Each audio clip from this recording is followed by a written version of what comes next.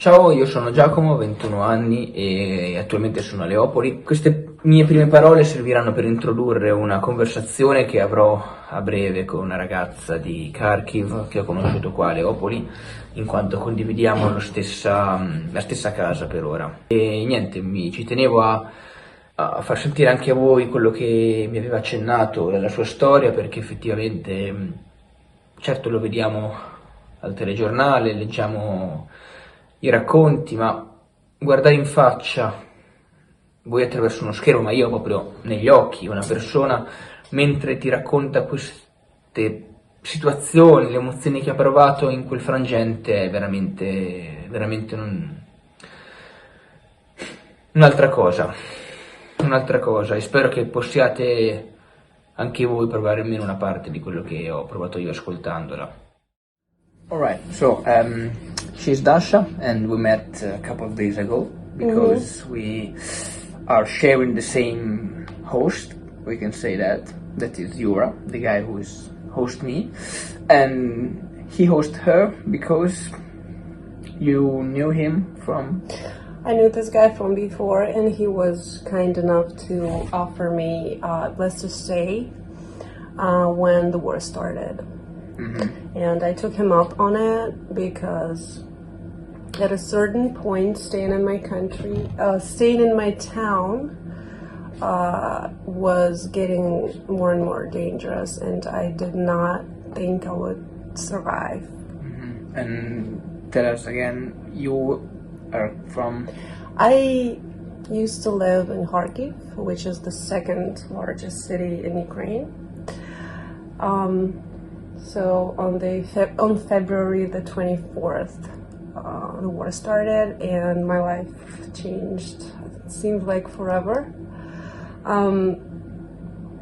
Basically, the first several days of the war, I wasn't worried at all. It didn't seem like much. They were bombing at first only some infrastructure and military bases. They weren't bombing the buildings, and I thought that's what it was gonna be, and I thought that's what it's gonna stay. And I felt like we just need to wait it out and stay put and stay calm. Did you think that Russian, even when the movements of troops in Russia started, do you think that they will attack? Attack who? I try to reformulate better the question in English. Do you think when you watched the movement of troops, I think that news in Ukraine was focused on that? Listen, the talk about the troops and the impending war have been there since December. I can remember very clearly, right before the New Year's, not right before, but definitely in December, reading so much news about they put so many soldiers so close to our border, and the American intelligence telling us that they're going to attack on that date and then on that date, and I never took it seriously, and I listened to military experts who are supposed to know their stuff, and they all said this is beyond what can happen, and it calmed me down. I did not think they were going to start a war, definitely. So it was a surprise when the Russian president recognized the independence of the two Donbass republics on the 23rd of February, if I'm not mistaken. But still, I did not think much of it. It didn't seem like anything, and the next day it started. I was surprised, to say the least. And so there was an escalation, right? Yeah. It just right after they recognized their independence, the next day they attacked. And also, they started evacuating the citizens, the civilians from that region several days before they attacked. Mm-hmm. And I read those news too, and I read that the reason for them to do that was very, very weird, and likely they made it up because they said that our side provoked them and did some explosions. But it was revealed very, very fast that they recorded the message when they were saying there's been an explosion and something like that before the date it happened. It was revealed so fast. It was so obvious that that's not what actually happened, and it was a fake by them. But yeah, I did not think it was going to be a war. Mm-hmm. So when the war started, you thought that you can stay in Charkiv? I definitely did not want to leave. Mm-hmm. I did not want to evacuate like so many other people. Even when I was, as I said, the first few days were more or less tolerable, but the level of threat was rising day by day. So by the end of the first week, it was already hard to ignore the fact that we are all terrified in our residential district and throughout the city. As I was watching the news, all types of buildings being blown up, I was starting to realize that this is more serious than I thought. But I still didn't want to go. It didn't seem right. I did not want to be the refugee. I was waiting. I was hiding in my bathroom a lot because I read somewhere that it was the safest place in the apartment. I even slept in a bathtub one night because there was so much explosions or artillery, fighter jets dropping bombs all around. And one day I was standing in a long line to the grocery store to try and buy some products, some food. And I saw that one of the buildings was hit, there was a fire, and I looked at it and it looked like it was near the building that I lived in. And so I immediately looked up on some local chat and asked people, please tell me the address. I need to know it's around the place where I live. And they told me the address, and I realized it was the building next to mine that was hit. So I immediately left the line and ran 3 kilometers home, terrified. And it was the building right next to mine. So that was the first time I actually felt that I might die at any moment. Because the next time they hit a building, it might be mine. And I was watching them trying to extinguish that fire, which burned 3 stories. It started in 1 story, and then it went up and burned 3 apartments.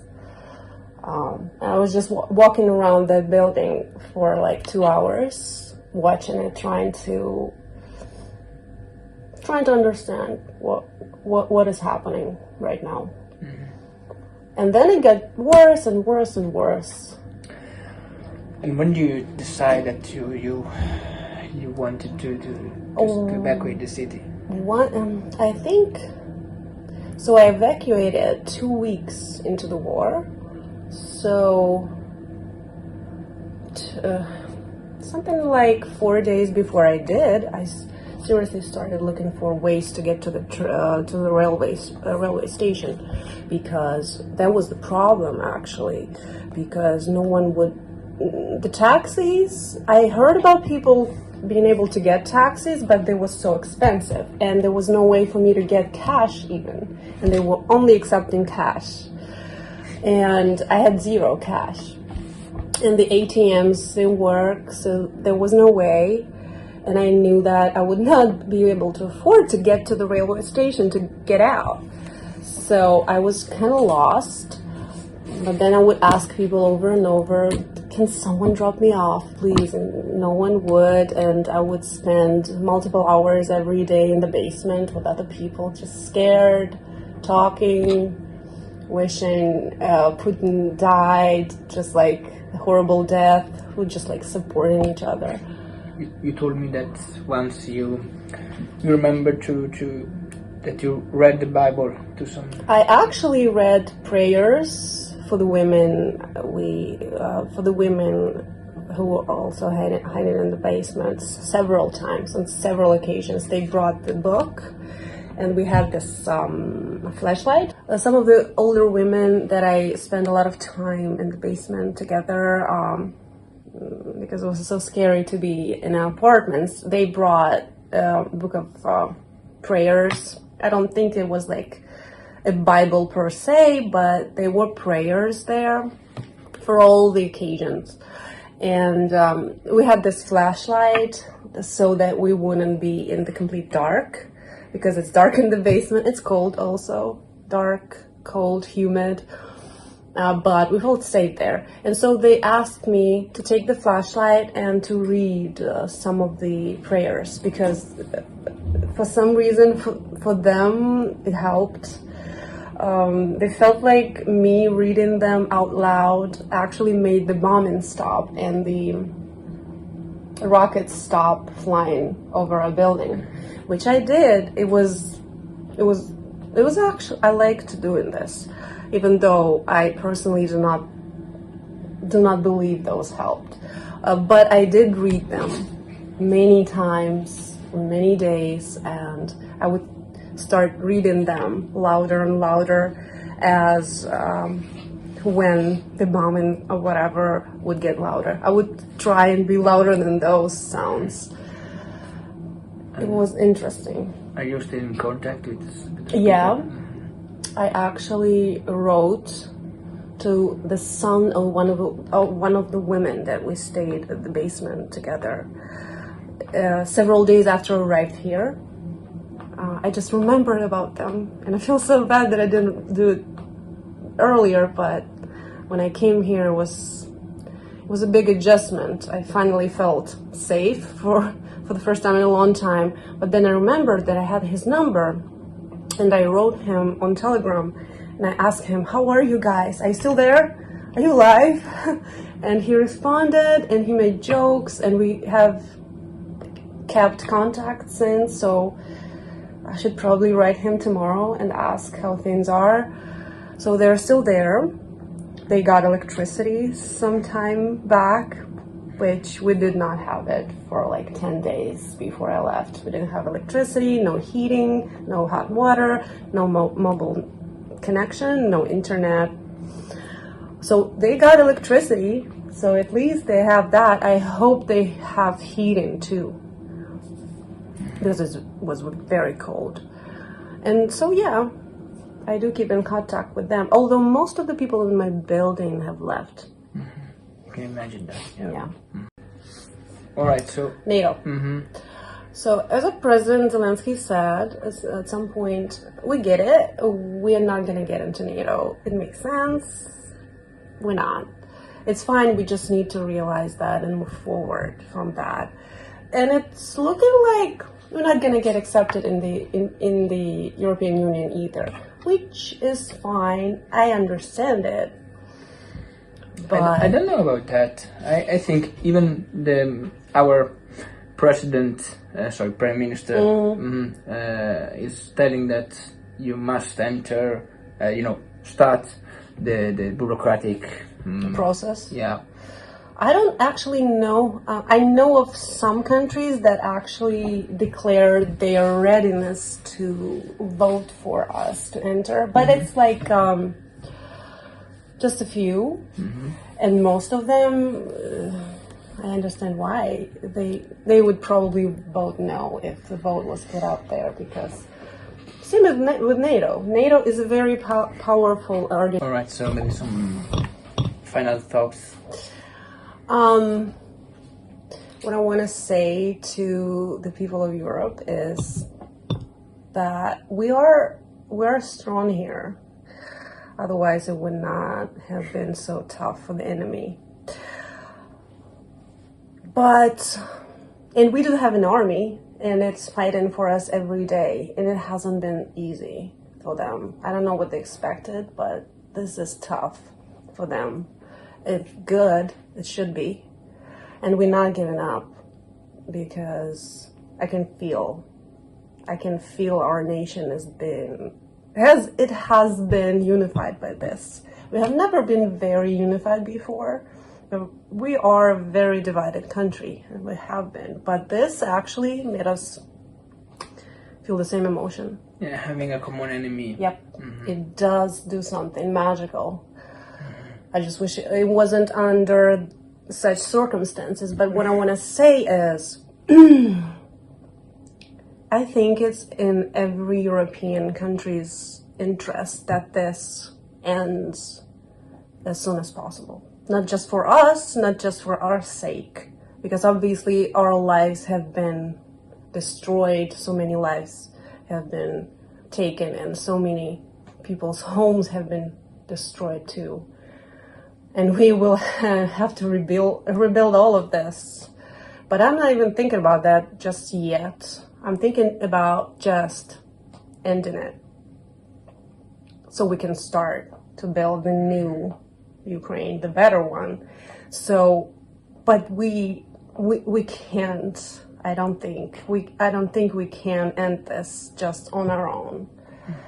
It's tough.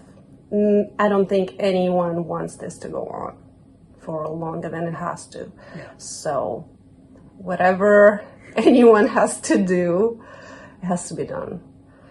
Otherwise, I don't even want to think about what happens if this goes on for longer. Yeah. So yeah, do something, and we will do our part. We are, but more needs to be done. Yeah. Thank you. Really. Welcome. I appreciate it. Mm-hmm.